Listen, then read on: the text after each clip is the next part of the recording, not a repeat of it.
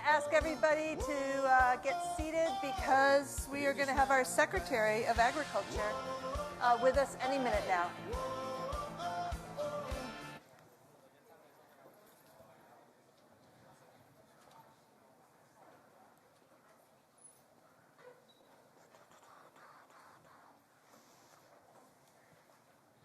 It's a very obedient crowd. Thank you. They even quieted it down quite a bit.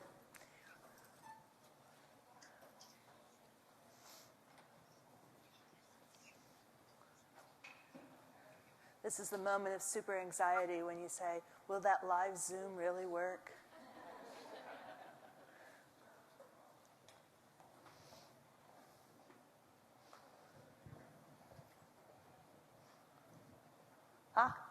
There I see our Secretary of Agriculture. Mr. Secretary, can you hear me? I can. Excellent. So let me briefly introduce you. You really need no introduction. Secretary Tom Vilsak. He was the Secretary of Agriculture the entire Obama term, well, I guess minus 1 week. He was my boss. I was his Deputy Secretary for the first term of that two-term presidency. And he had the courage to come back and be Secretary of Agriculture again for President Joe Biden. And how grateful we are taking on the task of leading USDA during the pandemic, during major disruptions in the food supply, and at a time when the world is recognizing the crises we face in climate change. He's doing innovative work, and yet in all the things he does, I know how dear nutrition security is to this man, and child nutrition in particular. And if you see his portrait, secretaries, when they leave office, they have a portrait painted. And when he left the Obama administration, his portrait really featured a lot of elements around healthy eating, including myplate.gov, the icon for our dietary guidelines for Americans. So he is the perfect man to kick us off at our Arizona Food Summit, 4th annual Arizona Food Summit. So, Mr. Secretary, it is a great honor to have you here, and the floor is yours. Well, Dr. Merrigan, thank you very, very much. It's great to be with you again, and I'd be remiss if I didn't acknowledge the work that Kathleen did when she was deputy. She was single-handedly responsible for alerting all of us at USDA to the important role of local and regional food systems. She was the driver behind our Know Your Farmer effort, which in one form or another continues today and is actually being expanded in the Biden administration. So all of us are forever indebted to her for her leadership in that particular area, as well as being a great partner during the first term of the Obama administration. I also want to acknowledge the great work that ASU is doing in the sustainable food system world. Obviously, ASU is a leading university, but they've always been on the cutting edge and the forward-leaning edge of climate and sustainability issues, and that certainly continues with Kathleen's leadership. And I'd be remiss if I didn't also acknowledge folks who are in the audience today who represent the food banks who in Arizona. I'll tell you, the great heroes of the pandemic response from a nutrition standpoint include those who work in food banks and those who volunteered in food banks. In addition to our school nutrition folks, they did an incredible job in the early days of the pandemic, responding to the tremendous need that existed among families that had never experienced food and nutrition insecurity before. And they allowed us to maintain some stability and some security within our country during a very, very difficult time. And that great work continues. And I think we all across the country now better recognize the important role that food banks and food pantries play in the overall effort to try to maintain food and nutrition security. You know, I appreciate the opportunity to spend some time with you today. And I want to make sure that I touch on the history of some of our food programs, some of the key food programs that USDA administers, because I think there's a very important lesson for us at this point in time to learn.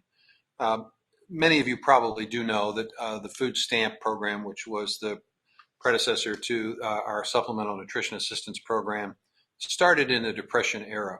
It started with individuals buying a book of stamps, and in exchange for buying a certain color stamp, they got a blue stamp that allowed them essentially a 50-cent discount on foods that were in surplus at the time. It was a response and reaction by the Department of Agriculture at that point to basically solve two problems. One, the food insecurity that was occurring throughout the Depression, and two, there were surplus crops that were making it difficult for farmers to survive economically. And Henry Wallace, who was then the secretary, decided that this was a way of approaching it. Our school meal program really started in the mid-1800s with a group of moms who were concerned about children in need at a series of schools in New York.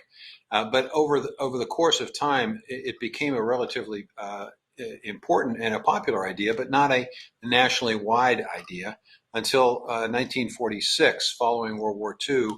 President Truman, concerned about the condition of young people in the country in terms of their inability to have the physical stature and the capacity, was concerned whether we would have sufficient numbers to defend our country, or were we to be engaged in another world war. And so the school lunch program was established for the first time, a national-wide unified effort, and that obviously continues today with over 30 million of America's children potentially benefiting from that program on any given day in schools across America. And even the WIC program, which impacts and affects pregnant women, young moms and dads and their children, even the WIC program arose out of a review of a serious dietary and nutritional deficiencies that were occurring in our country in the late 1960s, which ultimately led to some of the great champions in the United States Senate, Vice President Humphrey, then Senator Humphrey, Senator McGovern, and Senator Dole, essentially worked together to create the WIC program. And the lesson to be learned here is that out of crisis, out of national disruption, out of chaotic circumstances, it's incumbent upon us to figure out ways in which we can create something better, something stronger, something more resilient, something that helps more people.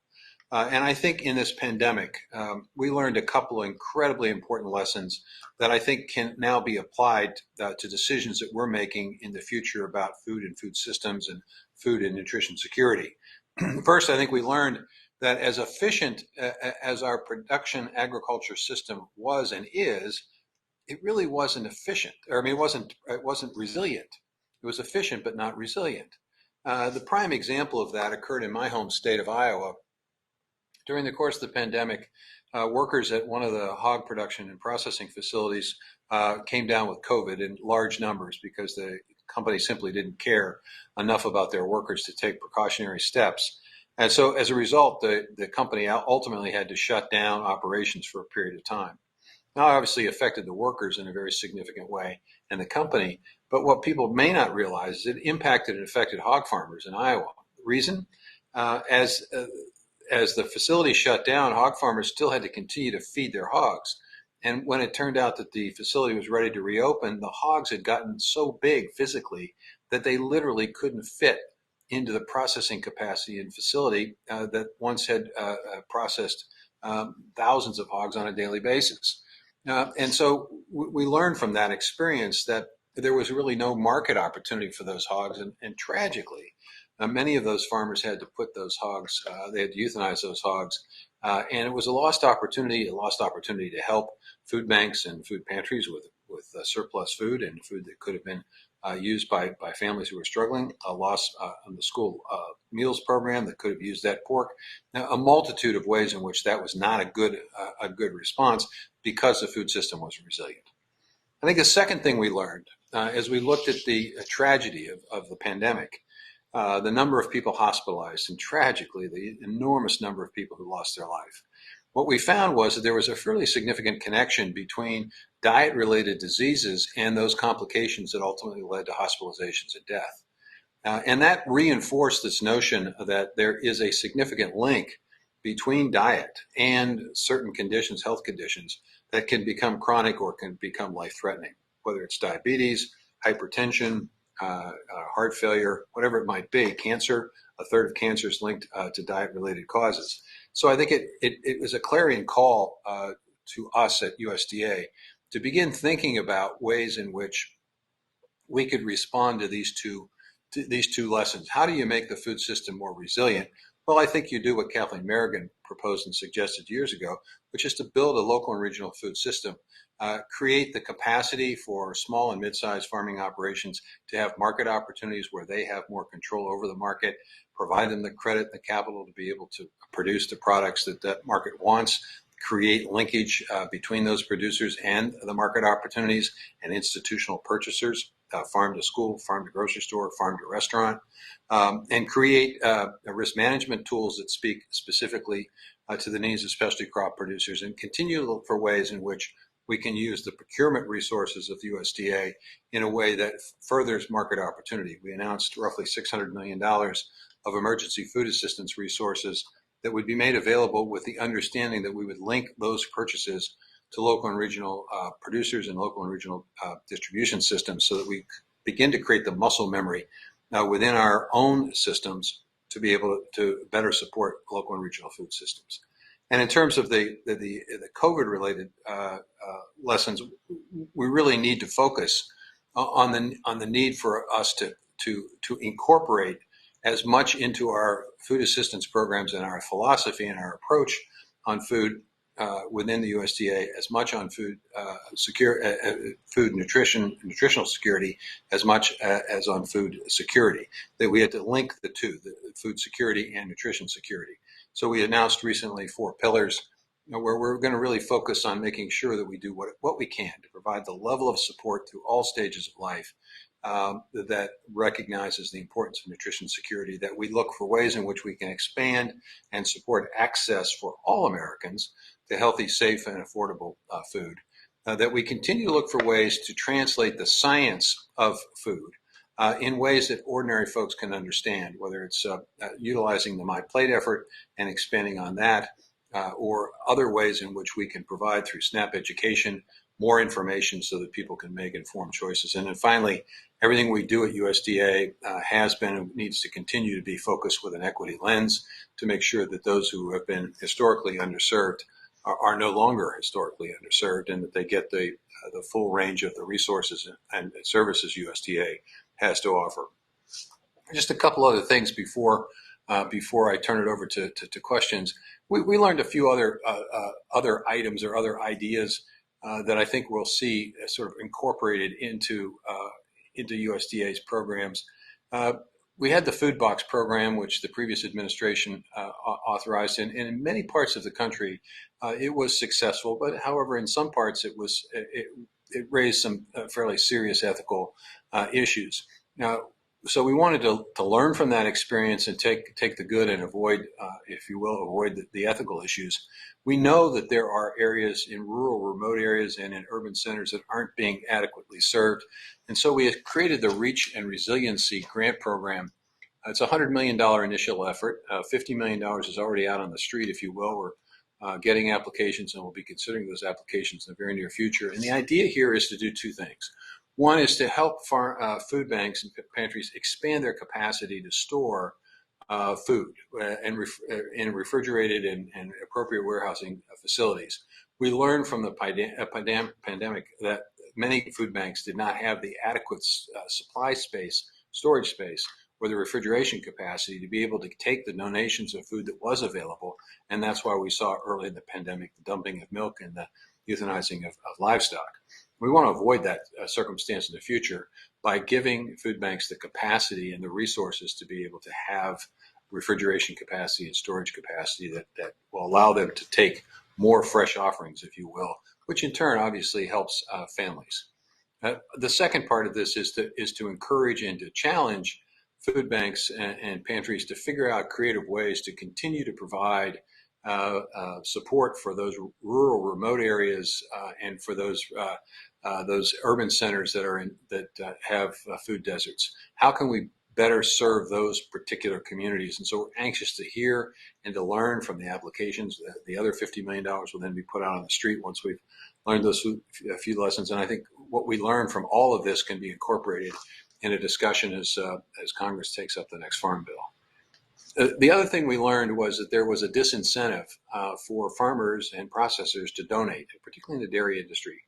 It takes about $1.50 a gallon of milk to process and produce that milk from the farmer into a container that you would get at the store, a half gallon or quart container. And we learned that it's pretty hard, even in the face of a pandemic, to ask folks to incur an even greater loss than they're already incurring just to do what hopefully would be helpful for families who are in need. So we established this dairy donation program as a way of trying to create enough resource that would offset, if you will, that cost so that at least it's a break-even proposition, which in turn makes it easier to make the decision to donate rather than to dump. And we're going to see how this works, and we may learn from it opportunities to expand the program. And then the last 2 points I want to make have to do with our feeding programs. We learned from the pandemic the important role, again, not that we had to learn it, but we knew how important the summer feeding program was. And the establishment of a summer EBT program, very popular, providing families of free and reduced lunch children an ability to get a little extra cash during the summer so that they were in a position to buy more food for their children. And we're excited about the opportunity to see this continued at least for a year. We hope that Congress sees the wisdom of making this a more permanent feature of what we do at USDA. We learned as well, if you're anxious to get folks eating healthy, you have to recognize that SNAP families at the end of the month simply didn't have the wherewithal to be able to make those healthy choices like they would at the beginning of the month because the money runs out. And so we began a very extensive look at the Thrifty Food Plan, which is the foundation upon which the SNAP benefits are determined. And from that, we made the determination that it needed to be adjusted to meet the needs and demands of today, that it was structured 45 years ago, and it may have been meeting the demands of families in 45 years ago, but not the demands of American families today. And so by looking at this, by recalibrating it, by looking at what folks were buying, the activity in families, the cost of food across the entire grocery store, and the shopping and consuming patterns, we concluded that there was a need to adjust the benefit, and that benefit was increased beyond inflation for the first time in quite some time. So important considerations, important lessons learned, both specifically in terms of the implementation of our programs, as well as sort of longer term views and thoughts.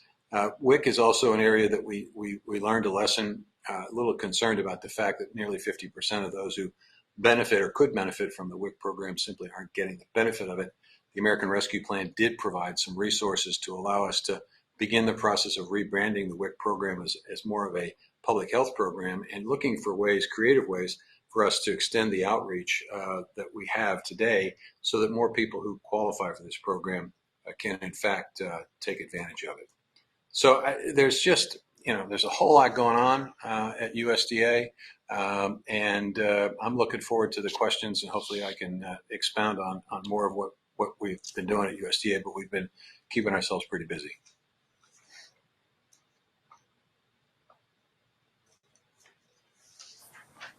I will be collecting, Suzanne Palmieri, who you know very well, is collecting questions from the audience. I already have a few that I've been given. So I will start with the first. You're coming to a campus of over 150,000 students. Can you give some advice to them on how to create a healthier, sustainable, and equitable food system? Well, the first answer would be come and work at USDA. And I say that a little bit tongue in cheek, but in reality, we are very interested in having folks consider and look at the possibility of internships and employment opportunities at USDA. 13,000 of the workers who work at USDA are at or above retirement age. So we're going to see a fairly significant transition in the workforce here in the very near future. And we need to do a better job of casting a wide net to get the most talented and passionate folks about food. Secondly, I think it's just, we launched today our urban agriculture committee, recognizing that agriculture and the structure of agriculture isn't one size anymore. It's basically multiple sizes, multiple approaches. It's in cities and it's in rural areas. It's in buildings and it's in farm fields. It's in community gardens and it's in laboratories. And so we're facing a fairly significant set of challenges relative to the amount of food that will be needed to feed a hungry world and to be able to do it in a very challenging climate circumstance. And so we're very anxious and interested in figuring out ways in which we can help agriculture in all of its forms be able to thrive, help ensure that we have a robust organic agriculture, a robust urban agriculture, understand the importance of community and community gardens. So to the extent that there are individuals who are interested in healthy food, they need to recognize that the definition of agriculture has changed and that there are multiple entry points here for their participation and involvement. I think there are people that have done incredible work as well in food banks and pantries. The opportunity to link to opportunities there to help expand the capacity of food banks to serve tremendous. Maybe that's not a job, maybe that's a volunteer effort that young people can get engaged in so they understand that aspect, if you will, of sustainable and healthy food opportunities. I think there's an advocacy role here. I'll just give you one example. During the course of the pandemic, I think schools responded amazingly and with amazing flexibility. They established grab and go programs. They took the additional reimbursement rate that they got from the waivers that we granted, and they basically made sure that food was given to families that were in need. They took full advantage of the universal free meal effort for the last couple of years. And unfortunately, Congress made the decision not to continue those waivers. So obviously, there are a series of issues that either at the local level, at the state level, or at the federal level, where individuals who are passionate about issues can voice their concerns and can educate. And the last, there's a ton of things we could do here, but the last thing I would say is, if communities do not have a food policy or a food policy council, that is also an incredibly important way of focusing and putting the spotlight on decisions that are made by policymakers that can make it easier or more difficult to have access to healthy food. If you have a food policy council in a community, in a state, you have basically a blueprint, a framework for how you build a healthy system. And then you can hold people accountable for building that system. So to the extent that food policy councils can be established and or supported and or strengthened, I think young people on campus have an opportunity there as well. Terry, the questions are piling up. Everyone has a tough one for you. I'm going to try this one. Food security and nutritional security are great, but how about food sovereignty? The right to food. The U.S. is one of the few nations that has not acknowledged the right to food. Thoughts on this? Well, I don't know that there's been an expressed acknowledgement of it, but I think to the extent that we create and have created a variety of food assistance efforts, that there is certainly an implied acknowledgement that people have the right. The SNAP program is a supplemental program, but we also provide support for procurement for food banks. We provide, obviously, tax policy that supports donations. We've got now several donation programs that are instituted under USDA. So I think there are, the school lunch program is an indicator, WIC. I think there are a series of programs that we've put in place that I think reflect the philosophy and the commitment to making sure that people are fed. I would say this, when I visit with people about this issue, I always tie these programs to the strength of our democracy. And I think it's no secret here. The country is incredibly divided. There are challenges to democracy here and around the world. And one of the reasons we've been able to remain stable and secure as a democracy for 250, 60 years, whatever it is in large part because we have addressed two critical issues. We've addressed the issue of making sure people have food on the table, And we've addressed the issue of making sure that if folks don't have a job, they at least have some level of support while they are working to get a job. If you look at all the troubled spots in the world today, I think you're going to find that many of them, if not most of them, have two things in common. One, there's a high level of unemployed folks, and two, there's some seriously hungry folks. And that creates people who are not satisfied with the status quo and feel that there's no other way to respond other than through violence of some sort. And so that creates tremendous instability. And I will tell you that this is one of the concerns I have about the world today isn't so much what's going on in our country, but what's going to happen as a rippling effect as a result of Russia's invasion of Ukraine, unprovoked, without authority and without moral authority. What happens when that incredibly productive part of our global agricultural system is not able to function as it has in the past, not able to produce as much as it has in the past, not able to export anywhere near what it has in the past? How does that affect and impact developing countries in North Africa and in Africa and in the Middle East? And what does that do to the stability or instability of an area of the world that is already teetering, if you will? So, I think great question. Appreciate the question, but I at this point in time, my focus is on making sure our programs are implemented properly and making sure that we do what we can in the U.S. to try to alleviate some of the food security and hunger issues that the world's going to confront if Russia doesn't figure out they made a huge mistake in invading Ukraine. Thank you, Mr. Secretary. Next up, a thank you for the LFPA, the Local Food Purchasing Funding Opportunity. Do you see a pathway for this to continue beyond the one-time funding investment? Well, I just think this is essential. Here's a statistic that I don't know if it was in play when we were working together at USDA, Kathleen, but when I took this job back, I was shocked when ERS put a chart out that said 89.6% of American farms don't generate the majority of farm income for the farmers who are working on it, which means that these farm families have to work 2-3 jobs in order to be able to do what they love doing. And that said to me that we needed to really focus on more new and better markets. And a critical component of more new and better markets is creating a stronger, more vibrant and permanent local and regional food system.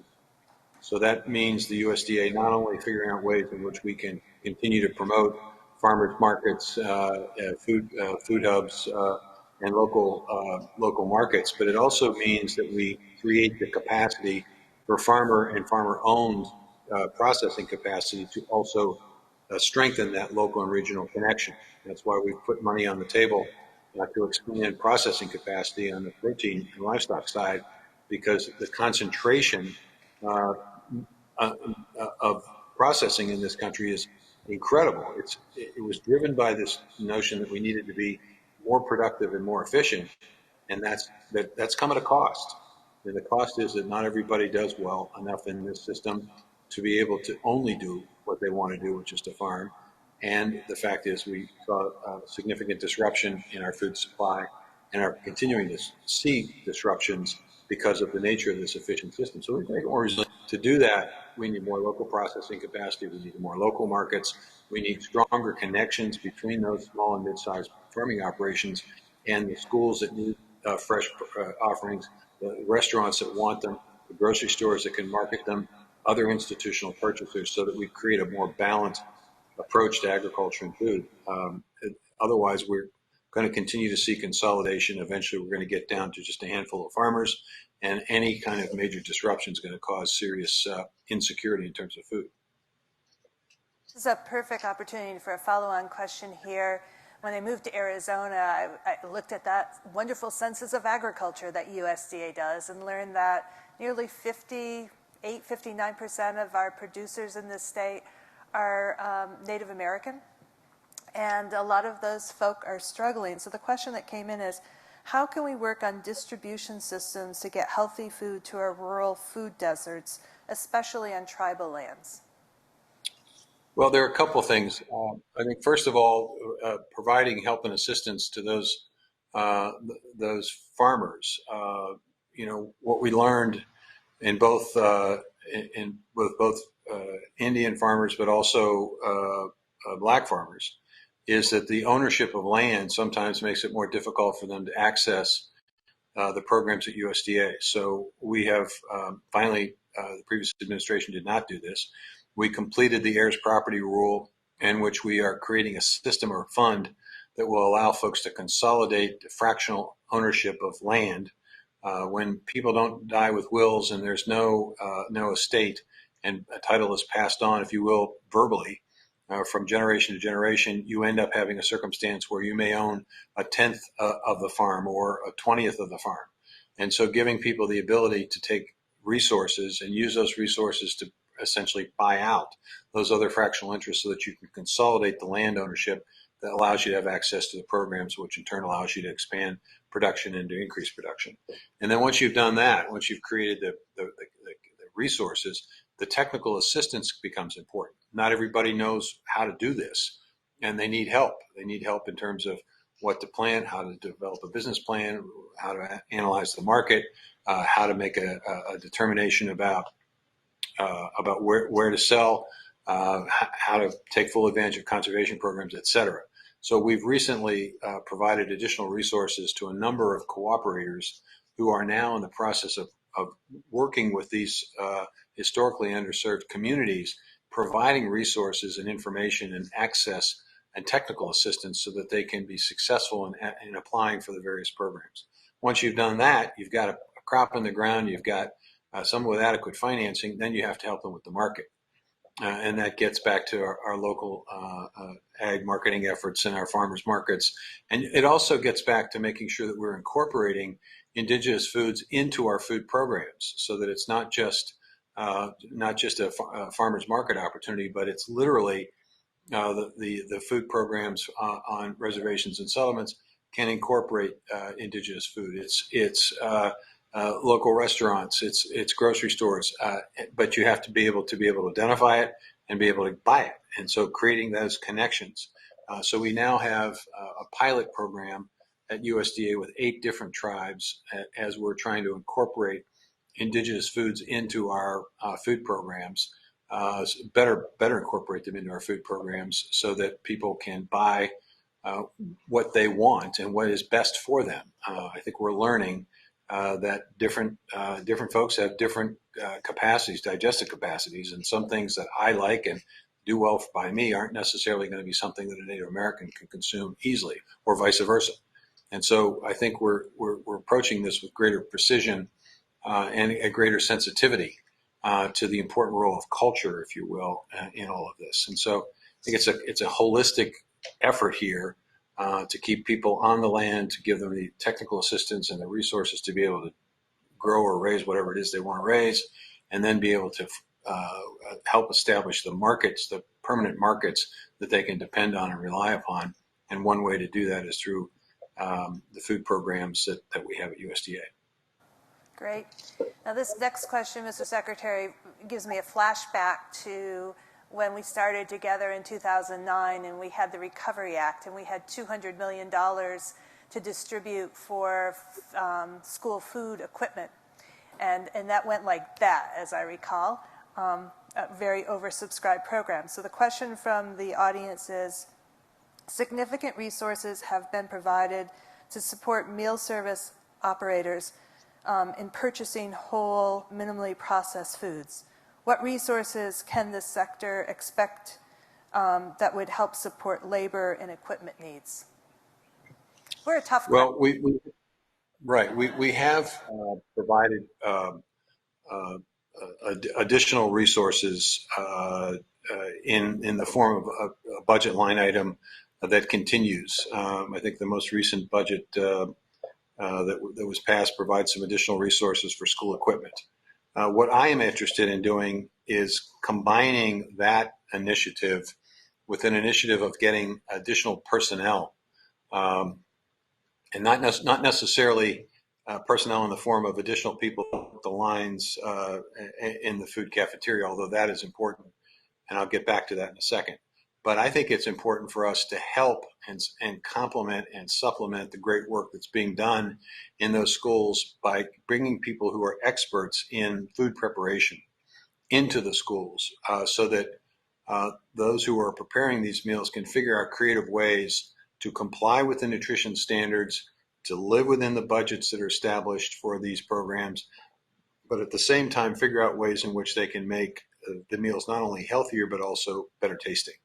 And I happen to believe that that is possible.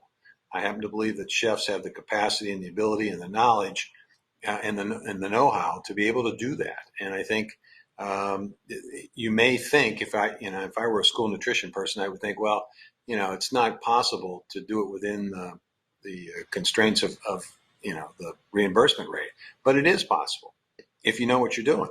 And if you know the particulars and you know the intricacies of the chemistry of food. So I think there's a way in which we can, where I think we can provide additional help to improve the quality as well as the nutritional value of the meals. If we're truly interested in helping folks on the labor side, it's really hard in this labor market to entice somebody to work in the school lunch program when you're paying a very low wage. And that is directly related, I think, to a number of things that Congress could do by granting waivers for another year. They could increase the reimbursement rate.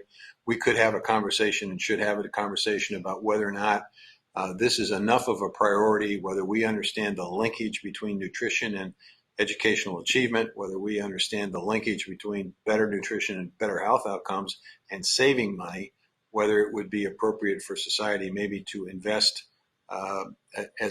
more resources to ensure that these school meals are as good as they need to be in order to give kids a good leg up. And by doing that, you would essentially provide the resources potentially to attract more labor. The other thing you could do is that you could, the Congress could take a look at the universal free meal, could take a look at community eligibility, ways in which the administrative costs associated with this program are reduced, and you can redirect those administrative costs into more help on the line. Yeah, great. So speaking of Congress, with the new Farm Bill forthcoming, maybe 2023, one of our audience members asks, how can this legislation encourage and help smaller farms that practice sustainable water usage that large monoculture farms do not? Well, we're in the process of trying to enhance and accelerate the adoption of climate-smart agricultural practices, of which that could very well be one. And we're doing this by taking $1 billion from the Commodity Credit Corporation and putting it on the table and essentially saying we're interested in both large-scale demonstration and pilot projects that incorporate climate-smart agricultural practices, but we also want smaller projects as well. The notion being we provide money to an applicant. That applicant in turn takes those resources and pays farmers for the adoption of certain practices that carry with it a potential expense or new technology, that we collect data and information from the farmer and farmers, the aggregate number of farmers, so that we can begin defining what we refer to as a climate smart commodity. Create the standard, create the method by which you can quantify and verify and qualify that particular commodity as a climate smart commodity. Food industry is anxious to have this. I talked to the folks at PepsiCo yesterday. They have a big initiative in this space. They're very interested in this. Cargill's interested in it. There's a lot of the major companies who understand that their consumer is demanding this.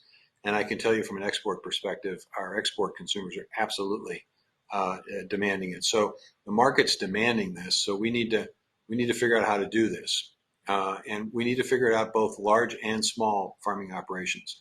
We need to figure out how to aggregate the smaller operations so that they get the full benefit of programs like this. And I think we're going to learn a lot from this initiative, which I think can help inform farm bills in the future in terms of permanent programs.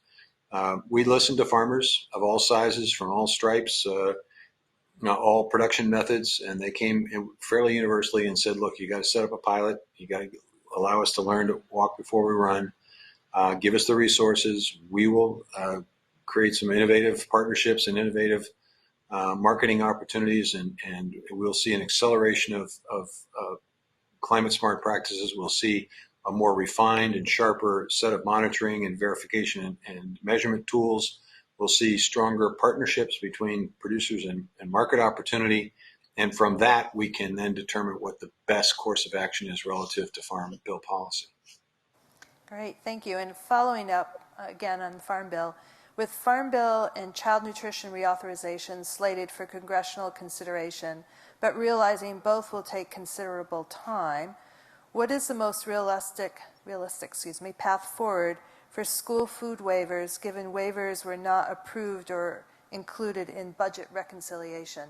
Hey, this sounds like someone who took one of my classes. So that's quite a question.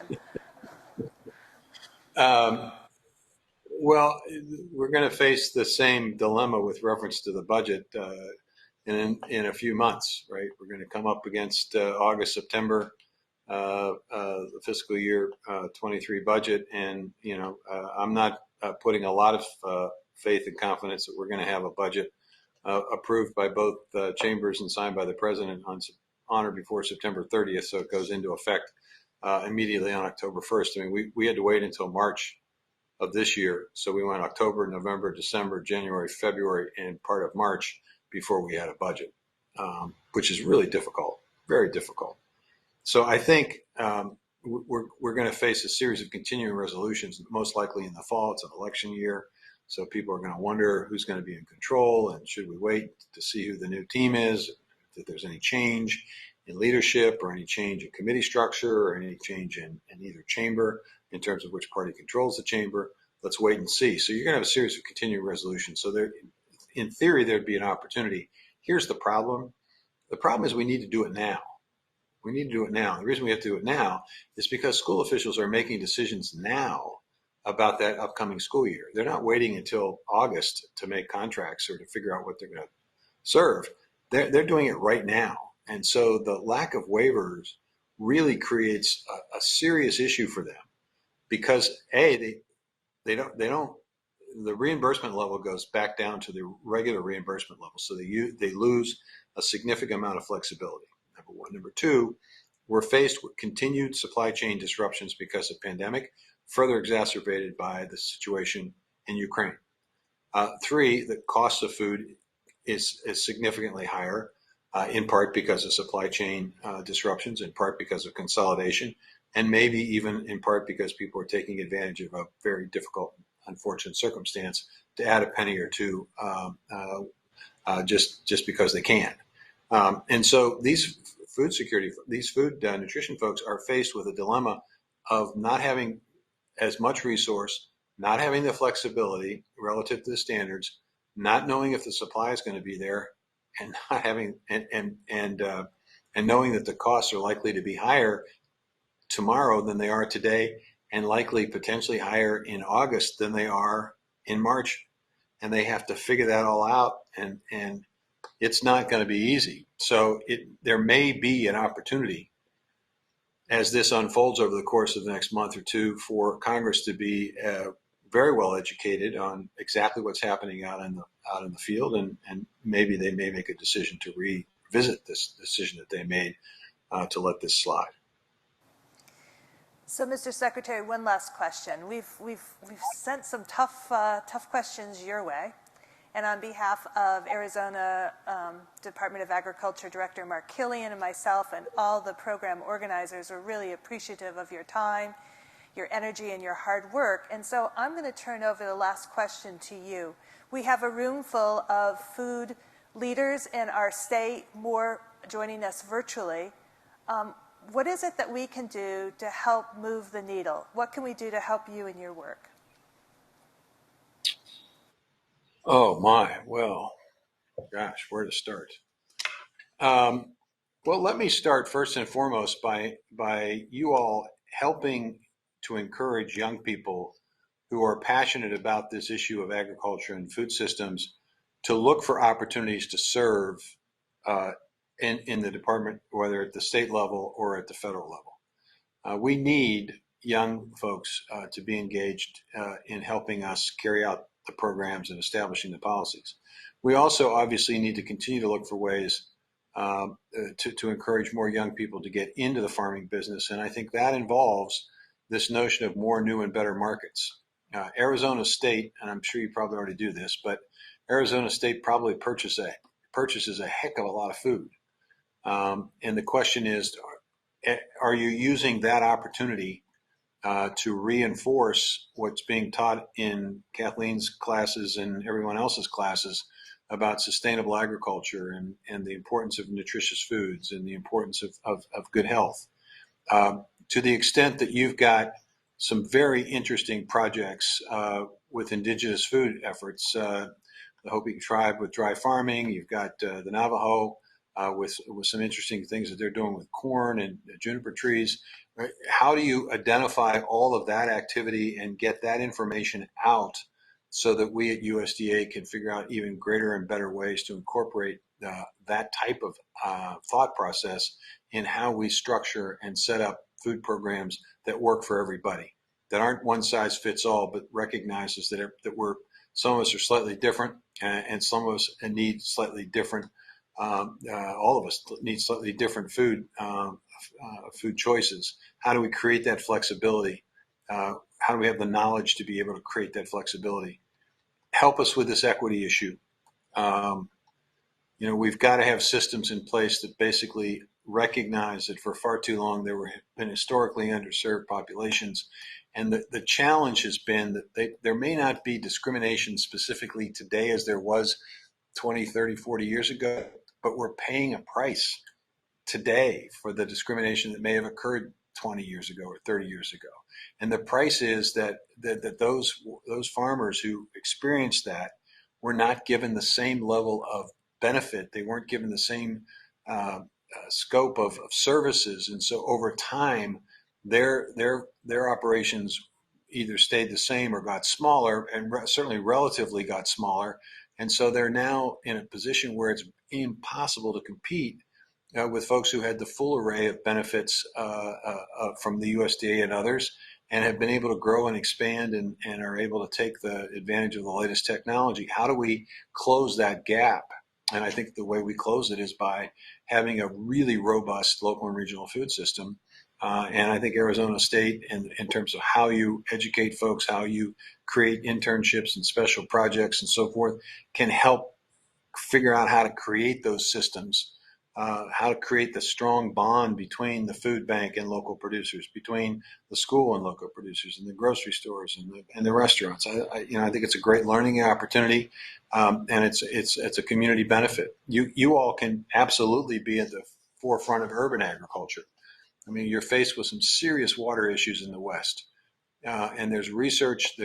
We need to expand significantly the amount of research that we're doing in terms of drought-tolerant crops, in terms of irrigation systems that are incredibly efficient, in terms of what we do to genetically look at our crops to figure out what works in a very dry circumstance and situation, how we can improve the efficiency. There's just a multitude of ways in which a great university and people in a great university can have a profound impact on their community, on the community that they serve, and in this case, the state of Arizona and the West. There's a whole slew of things you could do in terms of climate. You can encourage people's participation in the Climate Smart Commodity Partnership effort. There's no reason why Arizona State couldn't make application. They qualify to be able to do this. And there's $1 billion. The application deadline isn't until May 6th, so it's possible that students could be incorporated in a project of significant magnitude. Smaller projects aren't due until June 10th or 11th, I believe. And so there's an opportunity if you don't want to do a big project, you can do a small project. So I think, Kathleen, they're just a multitude of ways. You can make sure that policymakers, this is a very specific issue, you can make sure that policymakers understand the difference between college students today and college students back when I was going to school many years ago. I mean, today college students are of all stripes and varieties. They're single moms struggling to get through college to be able to take care of their children and maybe even have a part-time job. And so, being a college student in that circumstance shouldn't necessarily disqualify you for a program like SNAP. During the course of the pandemic, we extended SNAP benefits to college students in those circumstances because we understood they were struggling. Well, Arizona State can do a good job of explaining to the governor and to the state legislature that college students today are different.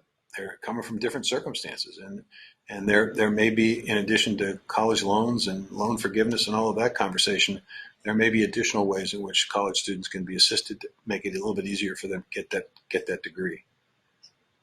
Boy, I could go on for a long time here. There's just food waste. Oh my gosh, just a multitude of things you could do in the food waste area, which is a critically important part of climate change. 30% of the food we have is not fully utilized, as you well know, and that's methane, and that's climate, and so pick one or more than one. But I tell you, there's not a lack of opportunity. That's for sure. Thank you for our marching orders, Mr. Secretary. Small town lawyer, small town mayor, governor of Iowa, chair of the National Governors Association, President Obama's Secretary of Agriculture, Secretary Biden's Secretary of Agriculture, 32nd Secretary of Agriculture. Sir, thank you so much for joining us this morning and sharing your wisdom. We wish you wind in your sails. Thank you. Well, thank you. Good to be with you. Thank you.